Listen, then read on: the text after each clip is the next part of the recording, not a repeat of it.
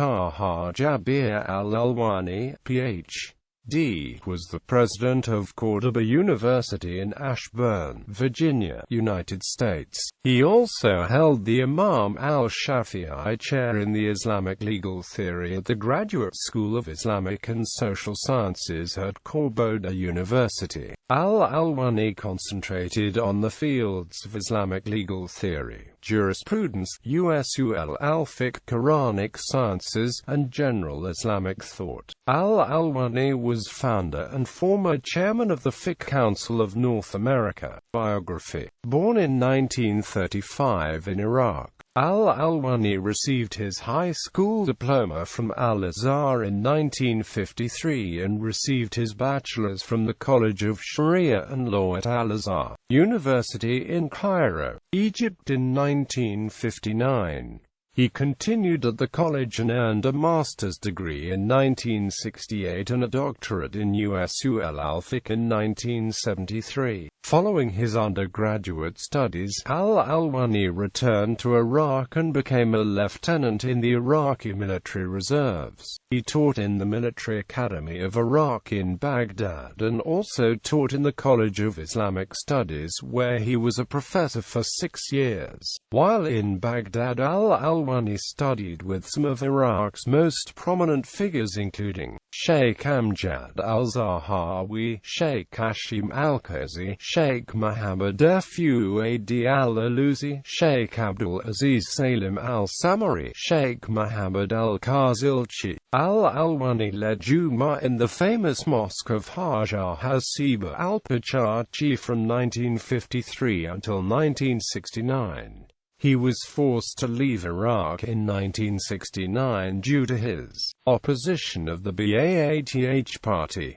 He returned to Al-Azhar in Egypt where he earned his Ph.D. After his Ph.D. graduation he taught for 10 years at the Imam Muhammad ibn Saud University in Riyadh, Saudi Arabia. Al-Alwani then decided to immigrate to the United States in 1983 where he settled down in Northern Virginia for 23 years. There he studied the history of several religious groups, specifically Jewish history, and focused his attention on Rabbi Yohanan ben Zakkai, who established the famous Jewish school in Haifa and founded the jurisprudence for Jewish minorities across the globe. Al-Alwani learned many of his lessons on Muslim integration into American society from Rabbi Yohanan. Al-Alwani's openness to gaining knowledge from any source strengthened his benefit to the Islamic community in the United States.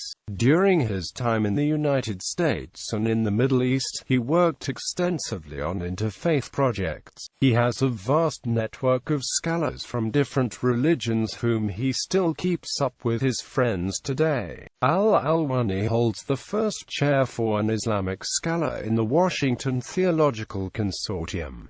Thought and Ideology. Al-Alwani has written and published over 30 books on a wide variety of Islamic issues, including the ethics of disagreement. He pioneered many revolutionary original thoughts and ideas that subsequently lead to the establishment of new fields in Islamic studies. He wrote about the Islamization of knowledge, the need for ijtihad, and is the founder of Fiqh al-Akali, which deals with problems Muslims face in countries where they are minorities and concentrates more on special and exceptional rulings for those special circumstances.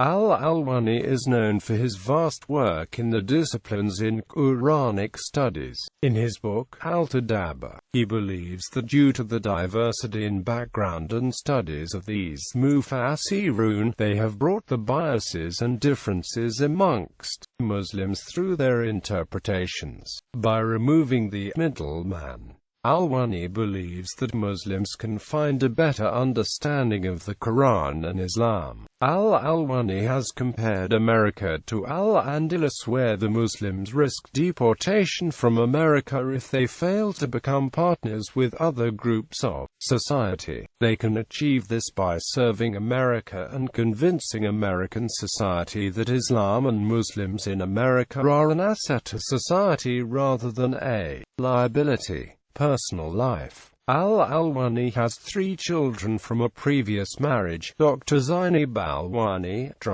Ruqayya Alwani and Ahmed Alwani, all of which are active in the father's methodology. He still plays an active role in his late wife's Mona Abul-Fadl work on Muslims, women's studies, and promotes her book, Arab Regimes. He founded a library and think tank in Cairo named Zahra and Mona Rewak. He is the main supporter of the Arab Association of Women and Civilization Studies, which was established by Dr. Mona Abul-Fadl. He enjoys listening to Maqam Iraqi and classical Arabic music.